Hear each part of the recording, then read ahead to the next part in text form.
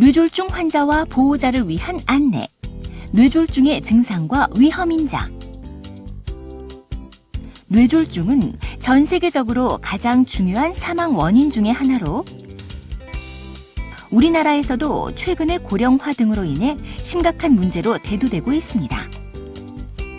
뇌졸중은 일단 한번 발생하게 되면 완전한 회복이 어려운 경우가 많을 뿐 아니라 어렵게 회복한 이후에도 또다시 재발할 위험이 있기 때문에 환자와 보호자는 뇌졸중에 관한 정확한 지식을 가지고 스스로 생활을 관리함으로써 뇌졸중을 예방하는 것이 중요합니다. 뇌졸중이란? 뇌졸중은 뇌에 산소와 영양분을 공급하는 뇌혈관이 막히거나 터져서 발생하는 질환으로 크게 뇌경색과 뇌출혈의 두 가지 유형으로 구분할 수 있습니다. 뇌경색. 허혈성 뇌졸중이라고도 부르는 뇌경색은 뇌혈관이 막히면서 뇌 조직이 혈액 공급을 받지 못하게 되어 뇌세포가 죽게 된 상태를 말합니다. 뇌출혈. 출혈성 뇌졸중이라고도 부르는 뇌출혈은 뇌혈관이 터지면서 피가 흐르고 고여서 뇌손상이 온 상태를 말합니다. 뇌졸중의 증상. 뇌졸중의 5대 증상. 뇌졸중이 발생하면 다음과 같은 증상들이 나타날 수 있습니다. 갑자기 한쪽 팔다리가 힘이 빠져 움직이기 어렵거나 저리고 감각이 둔해짐. 갑자기 말을 못하거나 발음이 어눌해짐. 갑자기 한쪽 눈이 흐릿하게 보이거나 시야가 좁아지고 물체가 두 개로 겹쳐 보이는 증상이 나타남. 갑자기 벼락이 치듯이 심하게 머리가 아프면서 속이 울렁거리거나 토하는 증상이 나타남. 갑자기 어지러운 증상이 나타나면서 술에 취한 사람처럼 비틀거리면서 잘 걷지 못함. 이러한 증상이 있다고 해서 모두 뇌졸중이라고 할 수는 없으나 갑자기 이러한 증상이 나타나면 즉시 가까운 병원을 찾아가 뇌졸중 여부를 확인해야 합니다. 특히 나이가 많거나 뇌졸중의 위험인자와 원인 질병을 많이 가지고 있는 분들은 이러한 5대 증상이 아니라도 기존에 없던 이상 증상이 갑자기 나타나는 경우에는 반드시 뇌졸중 전문의의 진료를 받아야 합니다. 뇌졸중으로 착각하기 쉬운 증상들. 손이 떨리거나 눈꺼풀이 떨리는 증상, 뒷목이 당기고 뒷골이 뻐근한 증상, 양손 혹은 양발이 저린 증상, 팔다리가 뻣뻣한 증상 등은 뇌졸중으로 착각하기 쉬운 증상입니다. 하지만 이러한 증상들이 뇌졸중과 직접적으로 관련이 없다 하더라도 다른 질병에 의한 증상일 가능성이 있으므로 뇌졸중 전문 의사의 진료를 받아보는 것이 안전합니다. 뇌졸중의 경고 증상, 일과성 허혈 발작. 일과성 허혈 발작이란 일시적으로 뇌동맥 하나가 막혔다가 다시 열림으로써 신경계 장애가 일시적으로 나타났다가 사라지는 증상입니다. 일과성 허혈 발작의 증상들은 보통 30분 이내에 모든 증상이 사라지기도 하는데 증상이 호전되어 겉으로는 다 나은 것처럼 보여도 검사를 해보면 이미 뇌졸중이 와 있기도 하고 조만간 심각한 뇌졸중이 올 수 있다는 경고 신호이기도 하므로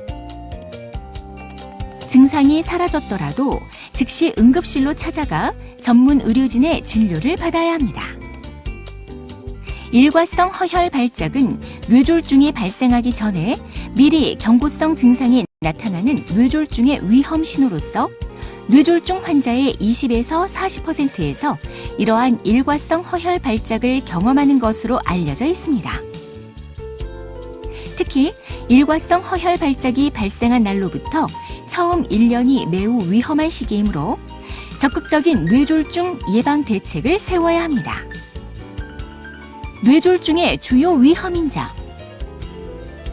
뇌졸중의 위험인자는 크게 연령, 가족력, 인종의 경우처럼 교정이 불가능한 인자와 고혈압, 흡연, 당뇨병, 고지혈증, 심장병 등의 경우처럼 본인과 가족의 노력에 의해 교정이 가능한 인자로 구분됩니다. 나이가 많을수록 혈관벽이 손상되어 동맥경화가 많이 생기므로 뇌졸중에 걸릴 위험이 높아집니다. 뇌졸중 발생률은 55세 이후로 10세가 증가할 때마다 약 2배씩 증가합니다. 가족력. 혈연 관계가 있는 가족이나 친지가 뇌졸중을 앓은 경우에는 뇌졸중에 걸릴 유전적 위험이 높아집니다. 부모님이 뇌졸중을 앓으셨던 경우에는 보통 사람에 비해 뇌졸중의 발생률이 1.4에서 2.4배까지 증가할 수 있습니다. 고혈압. 동맥은 나이가 들어감에 따라 딱딱해지고 탄력성을 잃게 되는데 이러한 변화는 고혈압이 있는 경우 더 빨리 진행됩니다. 전체 뇌졸중의 60에서 70%가 고혈압이 원인인 것으로 추정되고 있으며 뇌경색 환자의 50% 이상, 뇌출혈 환자의 70에서 80%가 고혈압을 동반하고 있는 것으로 알려져 있습니다. 일반적으로 고혈압이 있는 사람은 건강한 사람에 비해 약 4에서 5배 정도 뇌졸중에 더 잘 걸린다고 합니다. 대략 성인 인구 5명 중 1명은 고혈압이 있으므로 뇌졸중을 예방하기 위해서는 고혈압을 치료하는 것이 필수적입니다. 당뇨병을 앓고 있는 사람은 체내 지질 성분이 증가하고 동맥경화가 촉진되며 혈압이 상승하므로 뇌경색의 발생 위험이 높아집니다. 당뇨병 환자는 건강한 사람에 비해 뇌졸중에 걸릴 위험이 2~3배 정도 높으며 당뇨병을 오래 앓은 사람일수록 뇌졸중에 걸릴 가능성이 높아집니다. 뿐만 아니라 당뇨병이 있는 뇌졸중 환자는 당뇨병이 없는 뇌졸중 환자에 비해 사망률이 높고 뇌졸중 후유증의 회복이 느리며 재발이 더 잘 됩니다. 흡연. 뇌졸중을 예방하기 위해서는 금연이 필수적입니다. 흡연은 그 자체로 동맥경화를 일으킬 수 있을 뿐 아니라 고혈압, 당뇨병, 심장병 등과 같은 뇌졸중의 원인 질환을 가지고 있는 환자에 대해 뇌혈관의 손상을 가속시킴으로써 뇌졸중 위험을 훨씬 더 증가시키는 것으로 알려져 있습니다. 담배를 피는 사람은 담배를 피지 않는 사람에 비해 뇌졸중 발생률이 1.5에서 3배까지 증가합니다. 건강한 삶과 뇌졸중 예방을 위해 담배는 무조건 끊어야 하는데 담배를 피우던 사람도 일단 금연을 하면 점차적으로 뇌졸중의 위험을 줄일 수 있습니다. 음주. 과음이나 폭음은 뇌졸중의 위험을 증가시키는데 특히 뇌출혈을 잘 일으킬 수 있습니다. 술은 장기간 지속적으로 마실 경우 고혈압을 일으켜 동맥경화증을 촉진시키며 고혈압 환자의 경우에는 뇌출혈의 위험도를 크게 높입니다. 특히 기온 변화가 심한 계절에 과음하는 것은 매우 위험합니다. 한편 하루 2잔 이내의 소량의 음주가 뇌졸중 예방에 도움이 될 수 있다는 연구 결과가 있으나 이에 대해서는 좀 더 많은 연구와 검증이 필요합니다.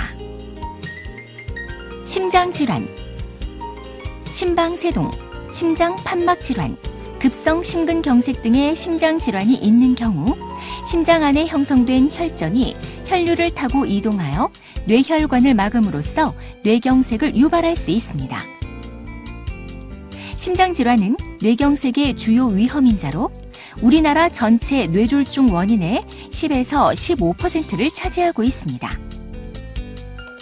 특히 심방이 제대로 수축하지 못하고 미세하게 떨고만 있는 심방세동이 있는 경우에는 혈전이 형성되면서 뇌경색이 잘 발생하기 때문에 전문적인 치료를 지속적으로 받아야 합니다. 심장질환이 있는 경우 뇌졸중 발생률은 2배에서 4배까지 증가합니다. 따라서 심장질환이 있는 환자의 경우에는 의사의 처방에 따라 끈기 있는 약물 치료가 반드시 필요합니다. 고지혈증. 고지혈증은 우리 몸의 혈액에 지방질이 너무 많은 상태를 말합니다. 콜레스테롤과 지질이 비정상적으로 많아지면 이것이 혈관 내벽에 쌓여 혈관이 좁아지고 동맥경화나 관상동맥 질환 등의 심장병을 일으키는 주요 원인이 됩니다.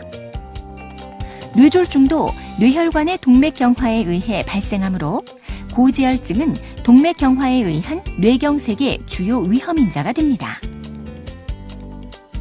뇌졸중의 기타 위험인자 관련 질환 뇌동맥류나 뇌혈관 기형, 모야모야병 등의 뇌혈관 질환이 있거나 출혈성 질환이 있는 경우 일과성 뇌허혈을 경험한 경우에는 뇌졸중의 위험이 높아집니다. 뇌졸중의 과거력 과거에 뇌졸중을 앓은 경우에는 재발이 되지 않도록 2차 뇌졸중 예방을 위해 노력해야 합니다. 나쁜 생활 습관 뇌졸중을 일으키는 대부분의 원인은 흡연, 운동 부족, 잘못된 식습관, 비만, 과음, 스트레스 등의 나쁜 생활 습관에서 시작되기 때문에 뇌졸중을 나쁜 생활 습관 병으로 부르기도 합니다. 이처럼 나쁜 생활 습관은 뇌졸중 자체뿐 아니라 고혈압, 당뇨 등과 같은 뇌졸중의 원인 질병도 일으키므로 뇌졸중의 위험을 더욱 높이게 됩니다. 그러므로 이러한 나쁜 생활 습관을 즉시 교정하고 뇌졸중을 일으키는 만성 질병을 꾸준히 조절함으로써 건강한 노년을 준비하는 자세가 반드시 필요합니다. 지금까지 뇌졸중의 개념과 증상 및 위험 인자에 대해 설명드렸습니다. 감사합니다.